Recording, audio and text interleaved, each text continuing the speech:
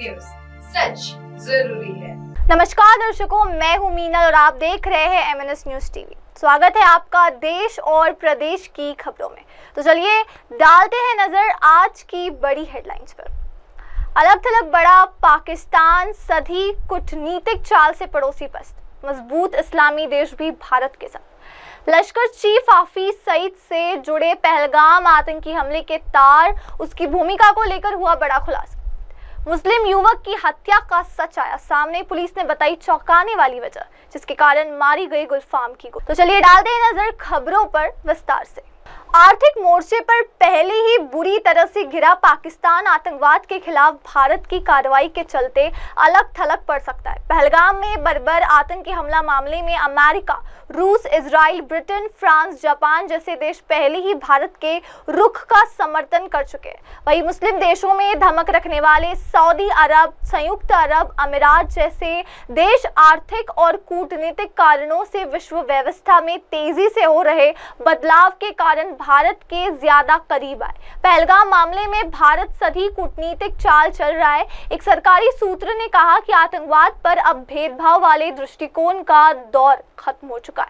अब दुनिया का कोई भी देश आतंकी हमलों पर पहले की तरह चयनित दृष्टिकोण नहीं अपना सकता। फिर पहलगाम में आतंकियों ने सुरक्षा बलों की नहीं, निर्दोष लोगों की बर्बर हत्या की है।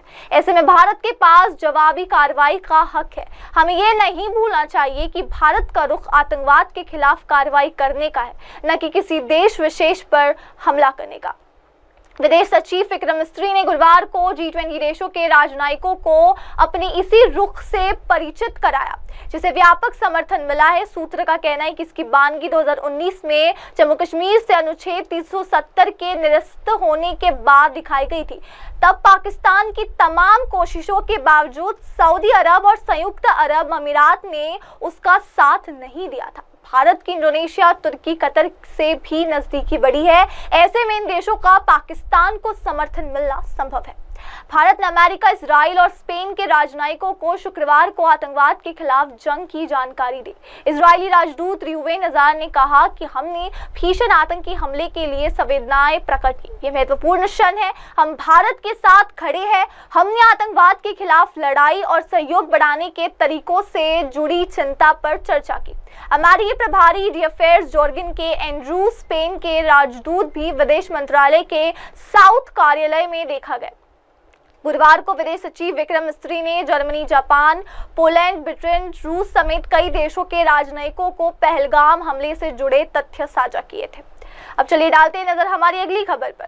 पहलगाम आतंकी हमले के तार लश्कर-ए-तैयबा प्रमुख और भारत के सबसे बड़े दुश्मन हाफिज सईद से जुड़े हैं। बताया जा रहा है कि इस आतंकी हमले को सईद की शहर पर अंजाम दिया गया। रिपोर्ट में दावा किया गया है कि धारा 370 हटने के कश्मीर में सक्रिय TRPF के आतंकियों ने स्थानीय आतंकी और घाटी के सक्रिय कार्यकर्ताओं की मदद से कायराना हरकत की।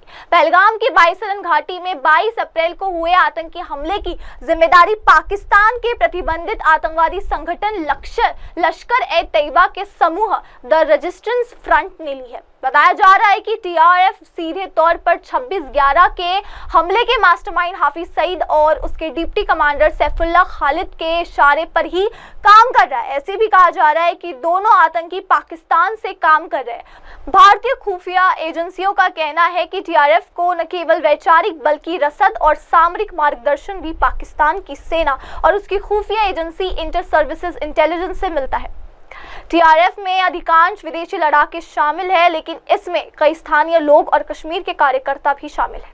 आगरा के शिल्पग्राम के नजदीक ताजनगरी में रेस्तरां संचालक के भाई गुलफाम हत्याकांड के बाद सांप्रदायिक तनाव फैलाने की साजिश थी। आपत्तिजनक वीडियो वायरल होने के बाद पुलिस दबाव में आ गई है। वीडियो पुलिस को गुमराह करने के लिए बनाया गया था। पुलिस ने हत्याकांड की गुत्थी सुलझा ली। ताजगंज के गांव के 2 युवकों ने हत्या की, उनकी पहचान हो गई है। दोनों घरों से फरार है। ताजगंज के कोलियाही संजय कॉलोनी निवासी गुलफाम की बुधवार की देर रात गोली मारकर हत्या कर दी। वह अपने चचेरे भाई शाहिद के रेस्तरां को बंद करने की तैयारी कर रहा था। तभी बाइक सवार 3 युवक आए। 2 ने गोलियां चलाई, एक गोली गुलफाम को लगी जबकि दूसरी सैफ अली को लगी। हत्याकांड के बाद एक वीडियो वायरल किया गया जिसमें 2 युवकों ने सांप्रदायिक सौहार्द बिगाड़ने की बात कहते हुए हत्या करने की बात कही। ताजगंज के कोलियाही संजय कॉलोनी निवासी गुलफाम की बुधवार की देर रात गोली मारकर हत्या कर दी। वह अपने चचेरे भाई शाहिद के रेस्तरां को बंद करने की तैयारी कर रहा था। हत्याकांड के बाद वो वीडियो वायरल हुआ जिसमें 2 युवकों ने सांप्रदायिक सौहार्द बिगाड़ने की बात की। पुलिस आयुक्त दीपक कुमार ने बताया कि घटना के बाद पुलिस ने सीसीटीवी फुटेज खंगाले तो 3 संदिग्ध नजर आ गए। हत्यारोपी एक बाइक पर आए थे। घटना से पहले एक युवक ने रैकी भी की थी। पुलिस हत्यारोपियों के घर तक पहुंची, तब तक वे फरार हो चुके थे। पुलिस को जानकारी मिली है कि दोनों हत्यारोपी राजस्थान की ओर भागे हैं। पुलिस को चकमा देने के लिए मोबाइल का इस्तेमाल भी नहीं कर रहे। पुलिस ने उनके एक साथी को हिरासत में लेकर पूछताछ की।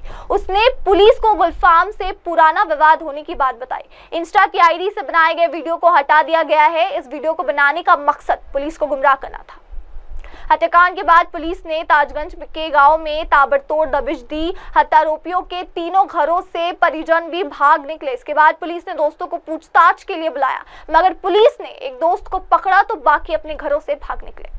अब डालते हैं नजर हमारी अगली खबर पर। पहलगाम में आतंकी हमले के बाद गौतम बुद्ध नगर कमिश्नरेट पुलिस और एजेंसियां सतर्क है। जिले में पाकिस्तानी नागरिकों की तलाश जारी है। वीजा रद्द होने की जांच हो रही है। सीमा हैदर को लेकर स्थिति अभी स्पष्ट नहीं।